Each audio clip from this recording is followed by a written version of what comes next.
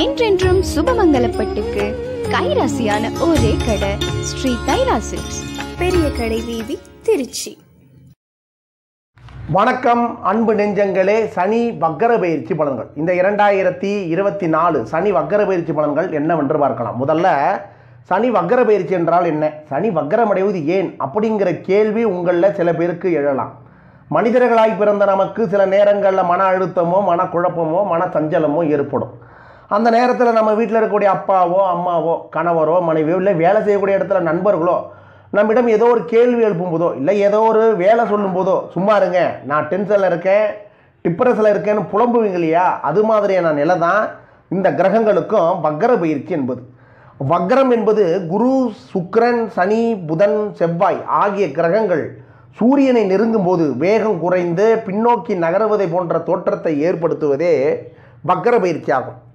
ஒரு கிரகம் வக்கரம் பெறும்பொழுது இயல்பான ராசி கட்டத்திலிருந்து பின்னோக்கி இருக்கக்கூடிய ராசி கட்டத்துக்கு வருவதாக கணிக்கப்படுகிறது. அதாவது இப்பொழுது கும்பராசியில் இருக்கக்கூடிய சனி பகவான் மீண்டும் பின்னோக்கி மகர ராசி வீட்டுக்கு போவதற்கு உண்டான சூழ்நிலையே சனி வக்கர பயிற்சி ஆகும்.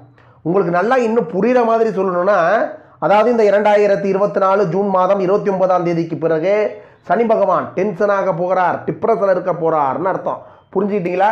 இந்த சனி வக்கர பயிற்சி காலகட்டத்தில் இந்த 12 ராசிகாரர்களுக்கும் எது மாதிரியான சூழ்நிலை அமைன்னு பார்த்தீங்கன்னா, இது வரைக்கும் யாராருக்கெல்லாம் நெகட்டிவான விஷயம் நடந்துக்கிட்டு இருந்துச்சோ அவங்களுக்கெல்லாம் சில விஷயங்களில் பாசிட்டிவாக சனி பகவான் மாற்றுவார். யாராருக்கெல்லாம் பாசிட்டிவான விஷயமா நடந்துகிட்டு இருக்கோ அப்படின்னு நீங்கள் நினச்சிக்கிட்டு இருந்தீங்களோ, அதாவது நல்லா தான் போயிட்டு இருக்கு வண்டி அப்படின்னு நீங்கள் நினச்சிக்கிட்டு இருந்தீங்களோ, அதில் இருக்கக்கூடிய ஓட்ட உடசலை உங்கள் கண்ணுக்கு தெரிய வச்சு அதில் இருக்கக்கூடிய நெளிவு சுழிவில் உங்களுக்கு புரிய வைப்பார். இதுதான் சனி வக்கர பயிற்சி காலகட்டத்தில் நடக்கும். 2.5 ஆண்டு காலம் ஒரு ராசியில் தங்கக்கூடிய சனி பகவான் ஆண்டுக்கு ஒரு முறை வக்கரம் அடைகிறார். சனி பகவான் இருக்கக்கூடிய வீட்டில் இருந்து 5ஆம் வீட்டில் சூரியன் சஞ்சரிக்கும் போது சனி வக்கரம் பெற்று 9ஆம் வீட்டிற்கு சூரியன் வரும்போது சனி வக்கர நிவர்த்தி அடைவார். இதுவே சனி ஏன் வக்கரம் அடைகிறார் என்ற பலனாகும். இப்போ புரிஞ்சுக்கிட்டீங்களா? அதே சமயத்தில் உங்களுடைய ஜனன ஜாதகத்தில் சனி பகவான் அமர்ந்துள்ள ஸ்தானத்தை வைத்து பலன் மாறுபடவும் செய்யும். அதே போல் நட்பான தசாபுத்தி இப்பொழுது உங்களுக்கு யாருக்காவது நடைபெற்றாலும் பாதகமான பலன் மாறவும் கூடும். உங்களுடைய ஜனன ஜாதகத்தின் அடிப்படையிலே நல்ல பலன்களும் துர்பலனும் உண்டாகும் என்றாலும் சனி பகவானை பணிந்தோர் கைவிடப்படார் என்பதை உண்மை. அதற்கு காரணம் சனி பகவான் நியாயம் தவறாதவர். அவருக்கு பணக்காரன், ஏழை, குருடன், செவிடன், உயர்ந்தவர், தாழ்ந்தவர் என்ற பேதமெல்லாம் கிடையாது. யாராக இருந்தாலும் தக்க நேரத்தில் அவர்களை விடித்து அவருக்குரிய விதிபயனை வழங்கும் பொறுப்பை செய்து வருபவர் தான் சனி பகவான். ஜாதகத்தில் எந்த கிரகத்திற்கும் இல்லாத வலிமை அசுப கிரகம் என்று பெயர் பெற்ற சனி பகவானுக்கு மட்டுமே அதிகம் உண்டு. தேவாதி தேவர்கள் எல்லாம் கூட சனி பகவான் என்றாலே அஞ்சி நடுங்குவார்கள். மனிதர்களாகி நாமெல்லாம் எம்மாத்தரன்னு பார்த்துங்க. சனி பகவான் கெடுப்பவர் மட்டுமில்லை, யாவற்றையும் கொடுக்கவும் செய்பவர். சனி கொடுப்பதை எவர் தடுப்பார் என்று சொல்வார்கள். எனவேதான் சனியை போல் கெடுப்பாரும் இல்லை, சனியை போல் கொடுப்பாரும் இல்லை என்ற பழமொழி வழக்கத்தில் இருக்கிறது. மதிகொண்ட ஒருவன் சதி செய்து விதியை வெல்லலாம், ஆனால் அந்த விதியானது மறுபடியும் தன் மதி கொண்டு சதி செய்து உன்னை வீழ்த்திவிடும் என்பதே சனி பகவானின் நீதியாகும். இந்த 2024 ஜூன் மாதம் 29ஆம் தேதி சனி வக்கர பயிற்சி தொடங்கி 2024 நவம்பர் மாதம் 15ஆம் தேதி அன்று சனி வக்கர நிவர்த்தி அடைகிறார். சுமார் 150 நாட்கள் இந்த சனி வக்கர பயிற்சி காலத்தில் 12 ராசிகளுக்கு உண்டான பலன்கள் என்னவென்று பார்க்கலாம்.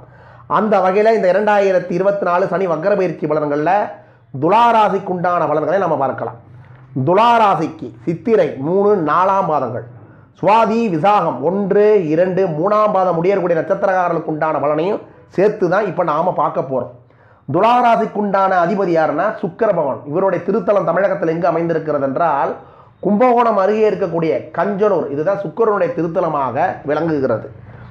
வெற்றியை எட்டும் வரை துவளாத மனதோடு துடிப்போடு செயலாற்றும் துலாராசினியர்களே, நீங்கள் பழகுவதற்கு இனியவராய், அடுத்தவரை வசீகரிப்பவராய், மனதில் இருப்பதை வெளியில் காட்டிக்கொள்ளாதவராய் திகழ்பவர் நீங்கள்.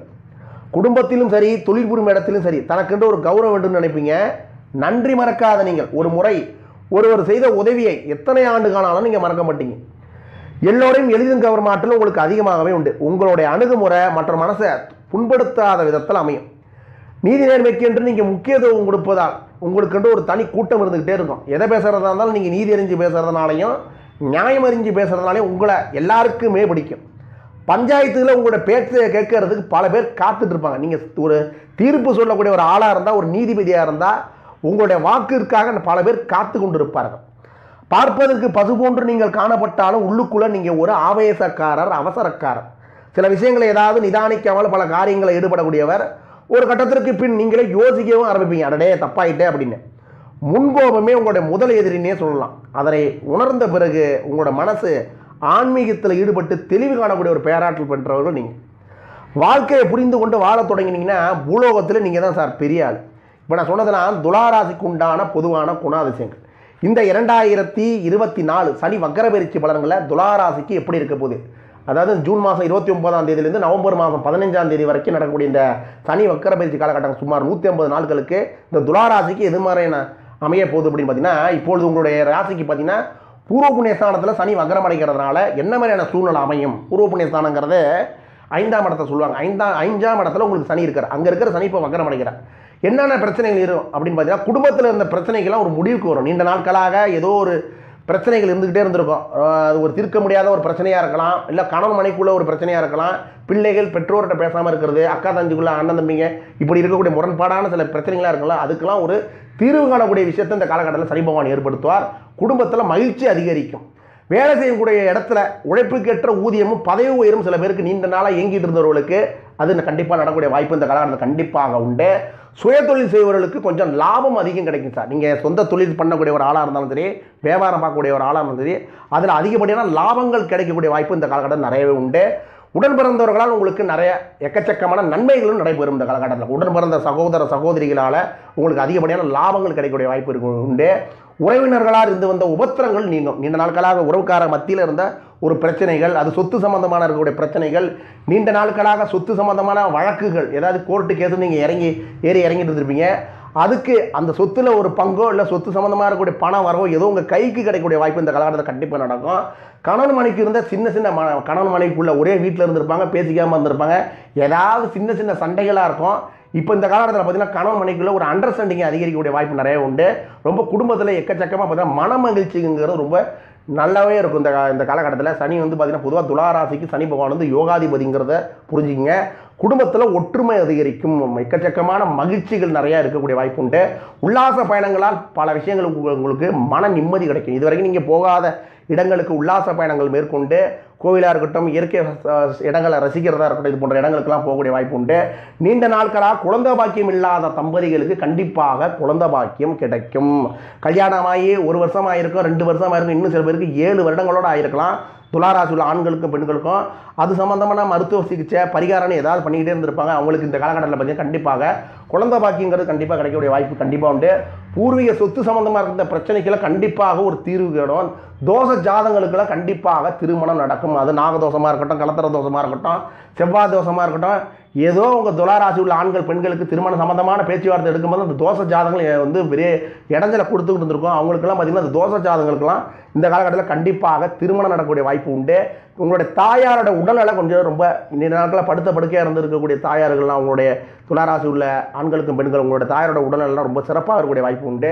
அதே சமயத்தில் வண்டி வாகனங்களில் பயணம் செய்யும்போது கொஞ்சம் கவனம் தேவை.